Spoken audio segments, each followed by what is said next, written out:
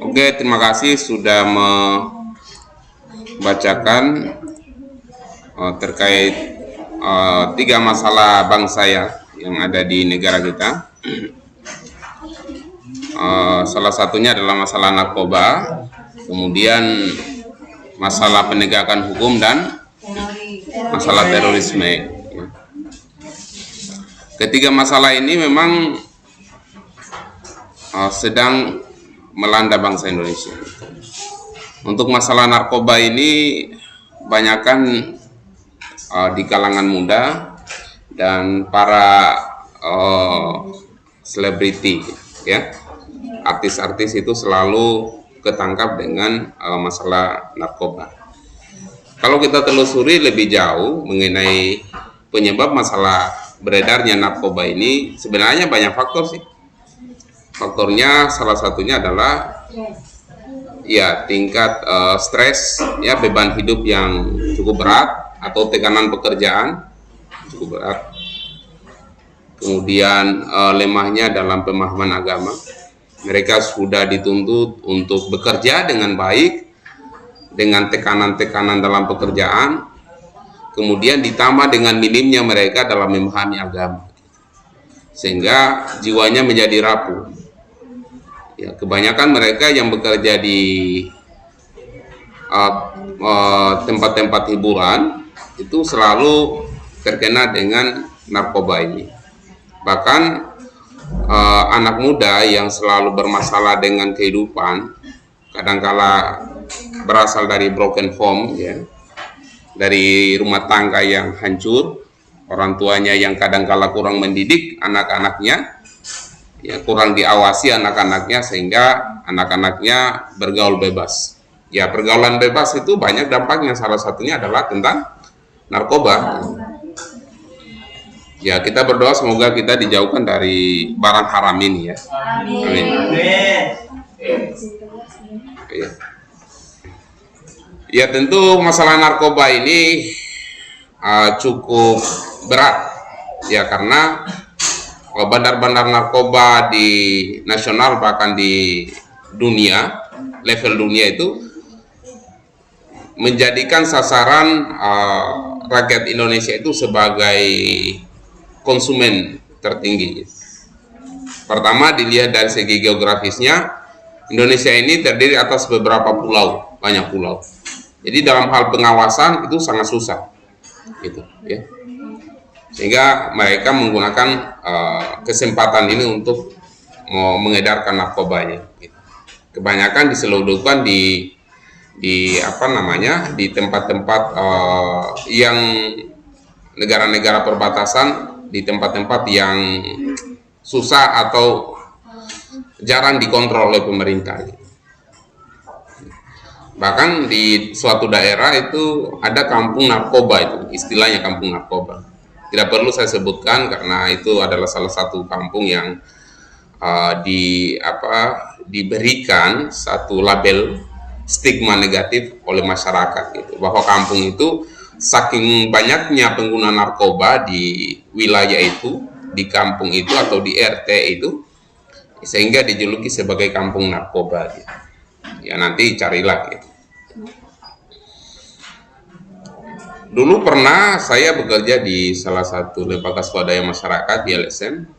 Pernah kami sosialisasikan tentang dampak narkoba. Bahkan saya masih masih mahasiswa dulu, saya pernah sosialisasikan tentang bahaya narkoba, gitu, ya. Tetapi di daerah-daerah di Kabupaten Buton pada waktu itu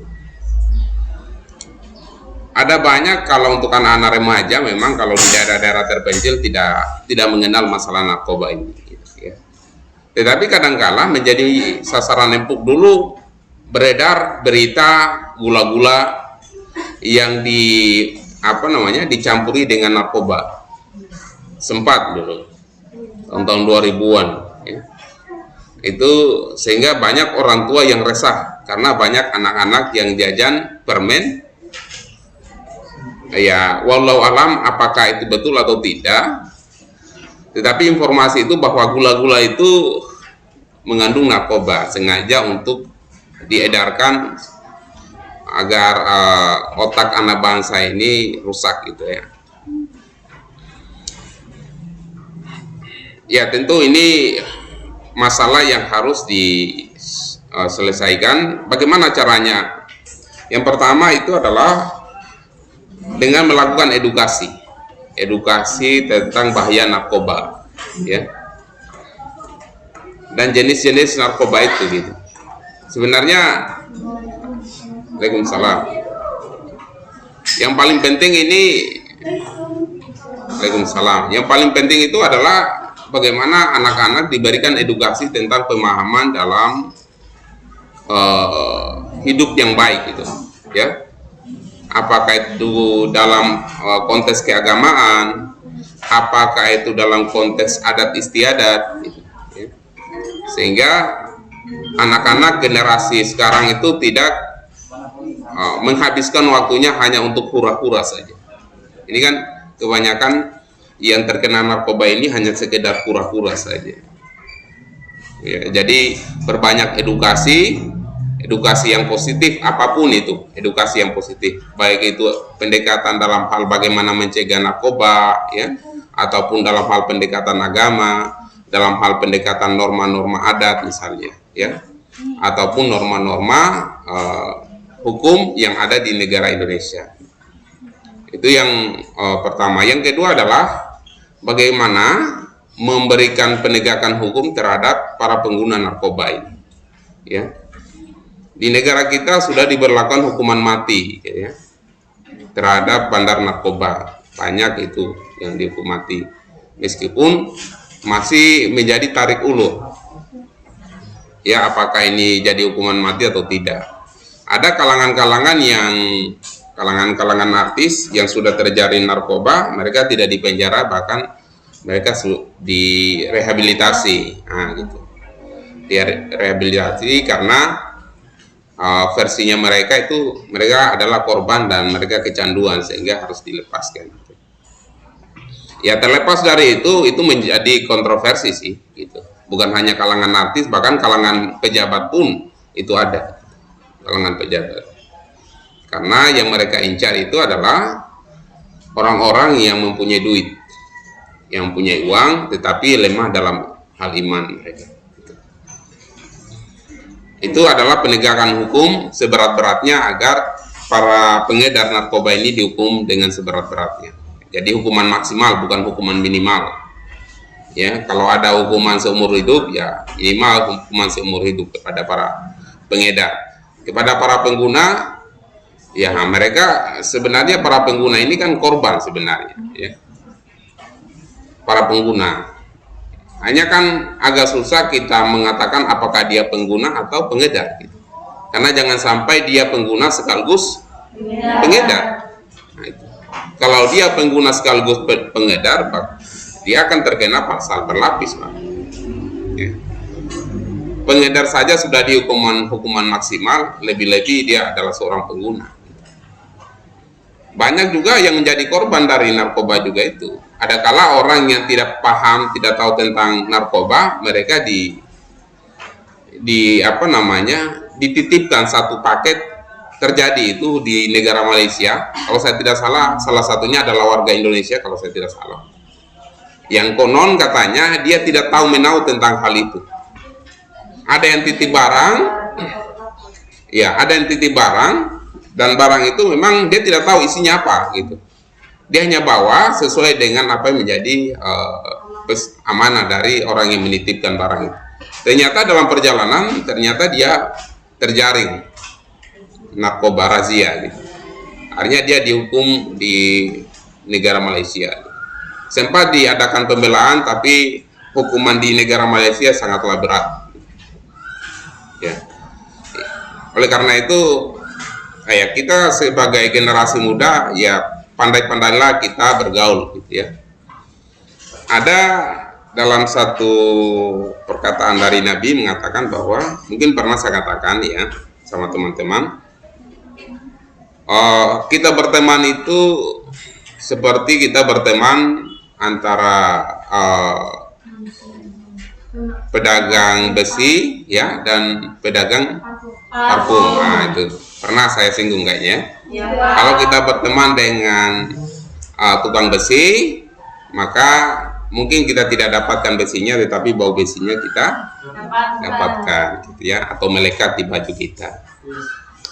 Kalau kita berteman dengan tukang parfum, mungkin kita tidak dapatkan parfumnya, tetapi bau parfum itu kita dapatkan, gitu ya. Ini hanya bahasa hiasan saja, bukan bahasa sesungguhnya dalam artian bahwa tukang besi itu adalah sesuatu yang buruk, tidak. Pekerjaan tukang besi dan pekerjaan tukang parfum itu adalah dua-duanya mulia selagi mereka menjalankan profesinya dengan baik. Tapi ini hanya sekedar ibarat saja, istilah saja, ya. Ya, oleh karena itu pandai-pandailah kita bergaul, memilih dan memilah teman yang penting dalam hidup kita. Ada yang bertanya? Silakan terkait dengan narkoba ini. Tidak ada ya? Ya, silakan. Oke, Pak. Kan saya juga pernah dengar kemarin tentang nakes atau nakes kesehatan itu menjelaskan kalau rokok dan alkohol itu katanya lebih keras dampaknya daripada narkoba. Terus kenapa sekarang yang paling banyak diberantas itu narkoba? Iya. Ya, oke, terima kasih. Itu saja pertanyaannya. Ya, ada mungkin kita dengarkan di mana? Di berita. Di berita. Di sosial media. Oh iya. Saya tidak tahu karena itu adalah ahlinya yang harusnya berbicara apakah lebih banyak, lebih besar dampak dari rokok atau miras itu daripada narkoba, gitu ya. Setahu saya sebenarnya narkoba ini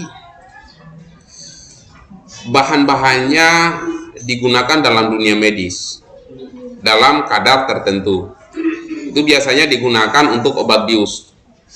Jadi orang-orang yang dibius itu selalu disuntikan dengan zat-zat. Nah, tetapi dalam kadar yang sudah ditentukan oleh pakarnya, ya, dosis tertentu.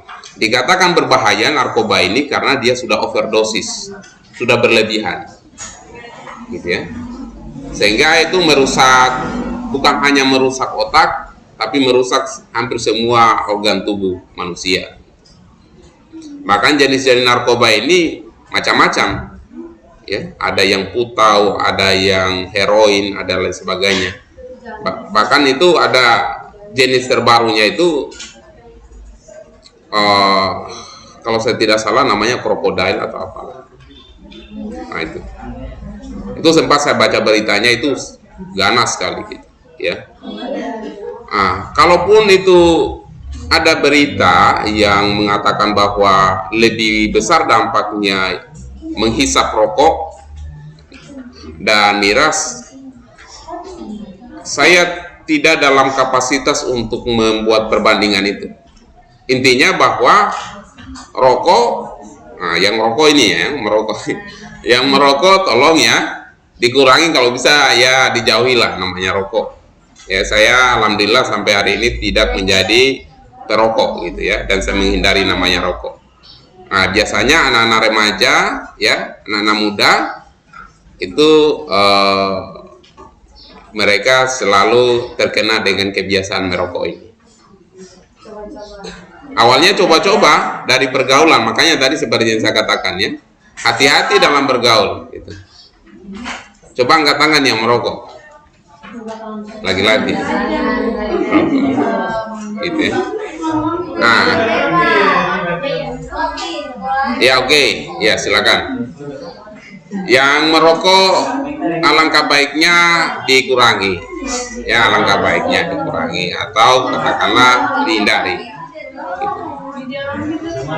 Banyak juga yang mengatakan bahwa rokok ini tidak berbahaya kok, gitu. Buktinya kakek saya dari dulu sampai sekarang tidak mati karena rokok, gitu. Iya. Ada yang mengatakan gitu kan, gitu. Ya. Jadi teman-teman, saya kira terlepas dari sebuah perdebatan kontroversi yang itu, ya, bahkan di salah satu salah satu acara televisi swasta terbesar di Indonesia itu sempat memperbincangkan tentang bahaya rokok. Diundang tentang pakar kesehatan, diundang para pengguna rokok, produsen rokok, kemudian para penegak hukum, para lawyers dan sebagainya, itu diundang dalam satu meja, dalam satu forum, kemudian memperbincangkan hal itu. Ternyata tidak ada kesimpulan yang berarti. Kesimpulannya hanya duduk diskusi, tidak ada ditarik kesimpulan bahwa rokok ini dihentikan atau tidak, karena terjadi perdebatan. Kenapa? Rokok ini kan sudah mendatangkan salah satu devisa negara itu datangnya dari rokok. Datangnya dari rokok. Pertama, dilihat dari petaninya, petani cengkeh itu banyak sekali. Petani cengkeh, gitu. Itu baru petaninya. Kemudian para pekerja yang ada di pabrik itu banyak sekali, ribuan orang. Itu baru pekerjanya.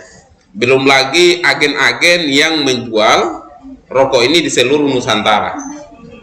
Belum lagi para pengecer, warung-warung kecil, itu hampir setiap warung, bahkan semua warung itu ada rokoknya.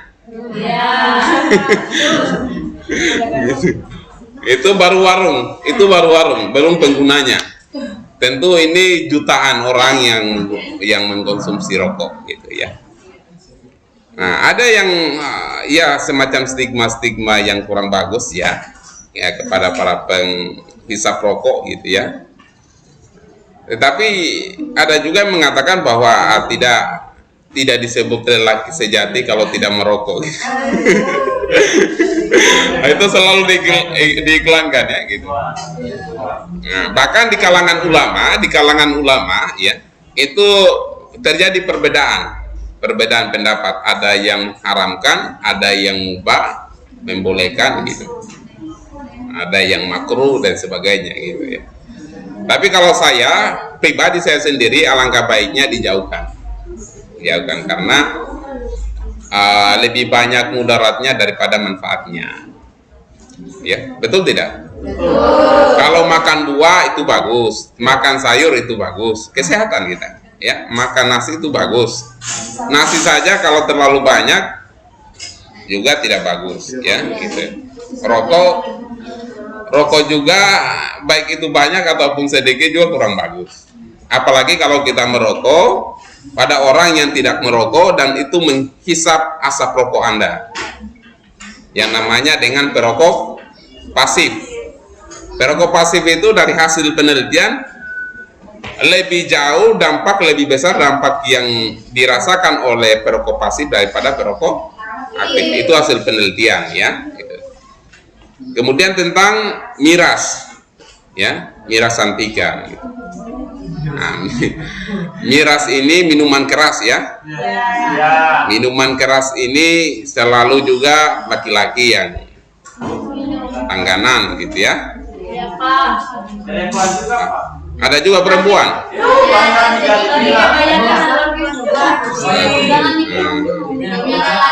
Ya tentu.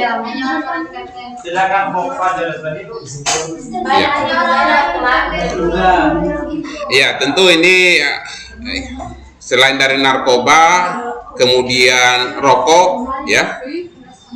Rokok bahkan sekarang ini sudah dibuatkan gambar-gambar menyeramkan, gitu ya. Dulu belum ada gambar-gambar menyeramkan itu. Meskipun dibuatkan gambar menyeramkan, itu mereka tetap, gitu ya. Bahkan di pinggir-pinggirnya rokok itu, rokok dapat menyebabkan impotensi, gangguan kehamilan, kanker dan tapi tetap juga masih banyak, gitu. Kenapa masih banyak? Hah? Kenapa masih banyak? Hah? Udah ada karena itu di dalam rokok itu ada zat adiktif yang bisa memicu kecanduan. Ya, nikotin itu adalah zat berbahayanya. Gitu. Ada zat adiktif yang bisa memicu, sekali merokok itu pasti itu semacam narkoba, gitu. ya. Narkoba itu sekali coba itu akan terus menerus mencoba, ya. Jadi awalnya coba-coba sih, awalnya coba. Miras juga seperti itu, awalnya coba-coba gitu. Nah, sekali coba, mau ingin lagi dan ingin lagi. Jadi hal yang seperti itu dijauhi lah ya, dijauhi. Terlepas dari sebuah perdebatan oleh para pelaku, tapi saya sarankan kepada mahasiswa saya, utamanya diri saya pribadi, kita jauhi barang-barang yang seperti itu, jauhi sekali. Karena lebih banyak mudaratnya daripada manfaat yang kita dapatkan. Oke, tadi pertanyaan apakah lebih besar dampak miras dan rokok daripada narkoba? Saya kira saya tidak dalam posisi itu ya. Saya bukan ahli di situ. Gitu. Saya hanya katakan hindari saja. Ya, kalaupun ada perbandingan tadi, kalau katakan lebih besar dampak yang merokok, dampak rokok dan miras, kenapa narkoba dilarang betul, sedangkan rokok dan miras ini tidak dilarang? Sepengetahuan miras itu dilarang. Meskipun memang masih menjadi perdebatan juga, ada miras yang boleh diedarkan di tempat-tempat khusus gitu, seperti di bar dan lain sebagainya.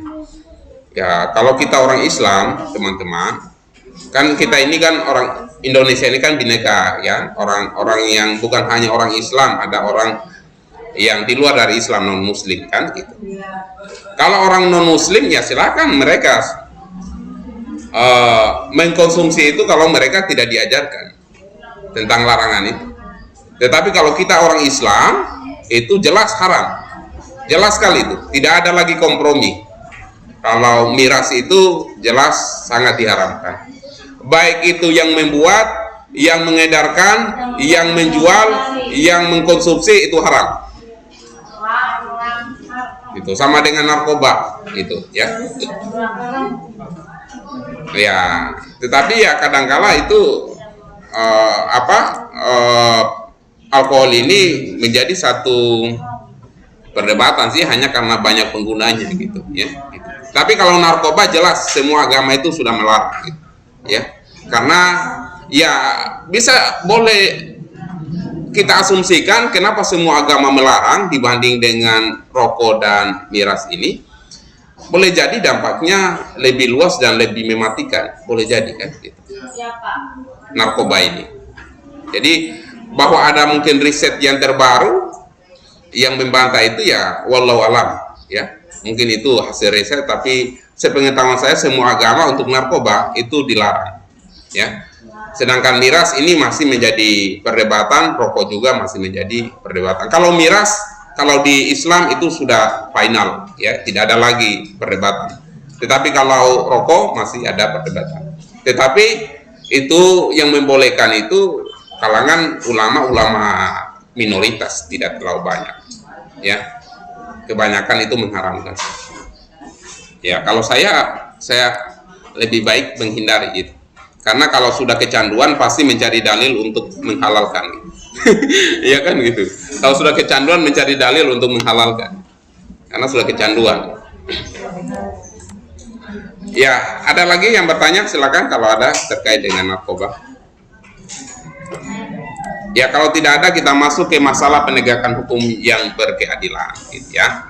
Ya, salah satu tujuan dari kita belajar tentang PPKN ini adalah bagaimana kita sadar dengan hukum di negara kita. Bukan hanya hukum negara, tapi hukum dalam agama, hukum dalam kehidupan sosial kita, hukum adat misalnya. Itu hukum adat juga, karena negara mengakui dan menghargai adanya hukum adat. Kalau di hukum adat ini, ya kebanyakan di desa-desa atau di daerah-daerah yang masih menjunjung nilai-nilai adat gitu. Hampir semua daerah di Indonesia ini ada nilai-nilai hukum-hukum adatnya, betul tidak? Nah, jadi hukum negara dan hukum adat itu, bahkan hukum agama itu harusnya bersanding dia ya. Kalau yang dijelaskan di slide ini adalah hukum dalam artian hukum negara ya. Bagaimana seorang hakim memutuskan dengan adil ya. Bagaimana seorang pemimpin memutuskan dengan adil, karena keadilan itu akan membawa pada kesejahteraan, kedamaian negara kita masih bermasalah dengan masalah keadilan. Kenapa? Hukum masih, ya ada bahasa-bahasa begini, hukum masih bisa dibeli, gitu ya. Siapa yang beli? Itu yang beli adalah orang yang punya uang, orang yang mempunyai kekuasaan, gitu. Kalau bukan dia punya uang, berarti dia punya kuasa untuk menggadaikan hukum itu sendiri. Kalau sebuah negara sudah hancur hukumnya, maka yang terjadi adalah hukum rimba. Siapa yang kaya, siapa yang kuat, dialah yang menang. Siapa yang lemah, siapa yang miskin, siapa yang tidak mempunyai kekuatan, maka mereka lah yang kalah dalam peradilan. Ada banyak terjadi kok.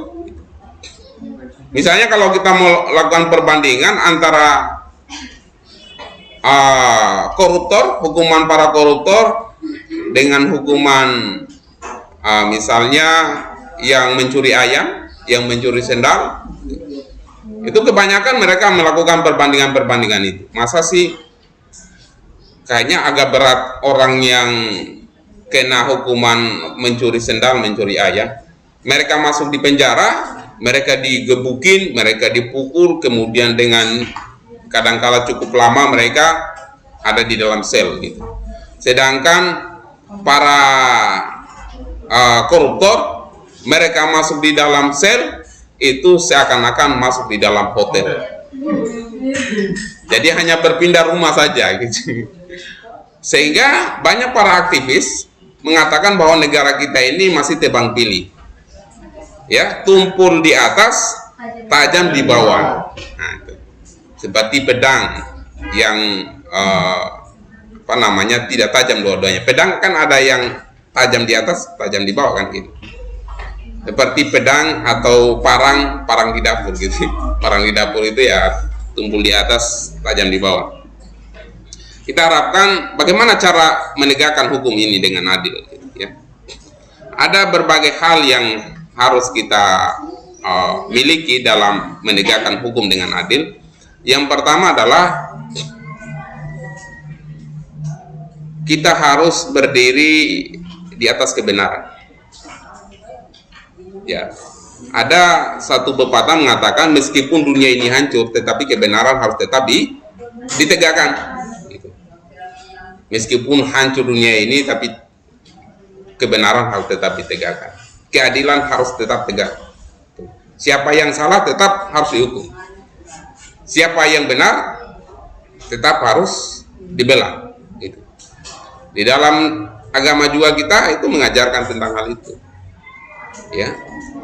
Di Indonesia ini ajaran-ajaran hukum positifnya selain juga diadopsi di negara-negara barat, karena kita hukum di negara kita adalah hukum Eropa kontinental, banyak diambil dari negara-negara Eropa atau Belanda gitu, warisan Belanda.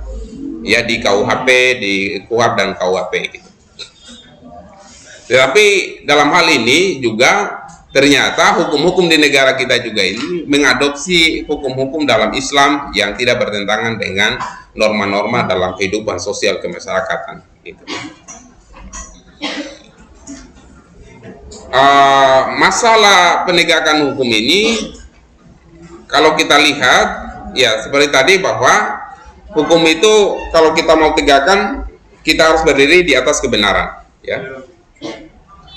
Kebanyakan orang menggadaikan kebenaran itu hanya untuk hal-hal yang sifatnya pragmatis, hal-hal yang sifatnya materialis, hal-hal yang sifatnya hedonis. Gitu. Misalnya saya ambil contoh, ada satu hakim agung ya di Mahkamah Konstitusi itu sampai viral itu orang ya, dia adalah seorang profesor, kemudian dia seorang dosen. Dia adalah pakar dalam bidang hukum, tetapi dalam hal memutuskan sengketa pilkada itu memutuskan dengan tidak adil, di mana dia memutuskan lebih berpihak kepada orang yang membayarnya. Itu nanti saya tidak akan sebutkan siapa namanya, nanti cari teman-teman siapa orang itu. Ya, seorang profesor, tahu tentang hukum, profesor lagi, ya. Kemudian dia seorang hakim, seorang dosen lagi gitu. Tetapi ini menjadi satu keprihatinan bagi kita, satu keprihatinan karena kok seperti ini wajah hukum di Indonesia gitu. Seburuk ini kayak gini. Banyak teman-teman saya yang ya curhat-curhat juga sih gitu. Semoga ini tidak ada di peradilan di daerah kita atau negeri kita, tapi apakah ini hoax atau tidak, semoga ini hoax ya. Kalaupun ini benar, ini menjadi sebuah keprihatinan. Banyak mengatakan bahwa kalau kita pergi berkasus Pak gitu, pergi berkasus ya selalu itu kita tahu kan, ya harus memang kita sediakan dengan peluru. Nah, bahasa isyaratnya adalah peluru gitu. Saya tidak tahu peluru itu seperti apa gitu. Ya. Entah itu uang, entah itu benda untuk namanya gratifikasi gitu. Tahu gratifikasi? Hah? Gratifikasi tahu tidak? Hah? Gratifikasi itu adalah memberi sesuatu kepada hakim untuk memutuskan perkara itu agar berpihak kepada orang yang memberi. Ya, sogok. Gitu. Nah, sogok gratifikasi itu bisa dalam berupa benda ataupun dalam berupa uang gitu, gratifikasi gitu. Ya. Bisa meringankan dan sebagainya. Jadi ya bisa disogok gitu, orang bilang. Nah, ini hakim-hakim yang menggadaikan keadilan demi pragmatisme, demi materi. Ya. Sangat susah sekarang kita hidup di mana kadangkala bukan hanya miskin harta, tetapi miskin akhlak juga kita. Gitu ya. Tentu ini menjadi masalah besar sekali. Bagaimana sih caranya? Saya juga prihatin Pak kalau misalnya ada profesor, seorang hakim yang tertangkap tangan dan dia, saya begini, saya memikirkan mungkin betul di antara ribuan hakim yang ada ini ada hakim yang tidak benar dan itu mengundang perhatian publik. Satu orang yang melakukan semuanya dapat, semuanya kena gitu. Oh ini hakim ini, oh ternyata hakim-hakim ini banyak yang begini ya. Semoga tidak menjadi keprihatinan bahwa hakim-hakim di negara kita ini mudah disogok. Jangan sampai gitu. Tetapi banyak juga berita-berita di mana ada warga sipil yang melawan para pejabat, bahkan yang melawan orang-orang yang punya kekuasaan, tapi mereka menang. Banyak. Tetapi itu jarang diberitakan. Gitu.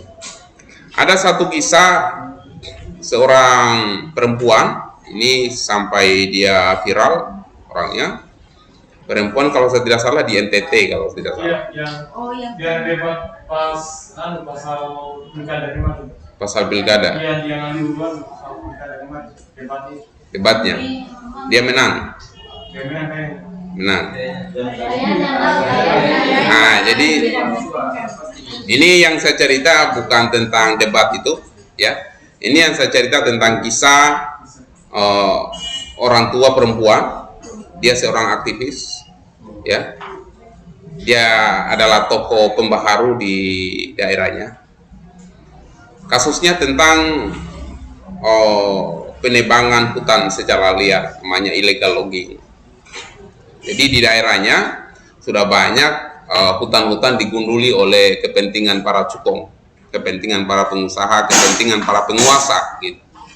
Sehingga apa yang terjadi, dia dan kelompoknya melakukan perlawanan terhadap perusahaan-perusahaan itu, terhadap para pengusaha itu yang dibackingi oleh pejabat, dibackingi oleh kepala daerah gitu. Ya alhamdulillah dia dengan segala macam upaya yang dia lakukan itu sampai mengundang perhatian dunia bahwa ada seorang perempuan yang memperjuangkan bagaimana melindungi hutan, di mana hutan itu semakin kritis dan itu dibackingi oleh para pejabat. Dia menang dia menang, mendapatkan keadilan dan mendapatkan kemenangan, meskipun di tengah perjuangannya dia mendapatkan tekanan-tekanan dan ancaman, sampai dia ancaman dibunuh.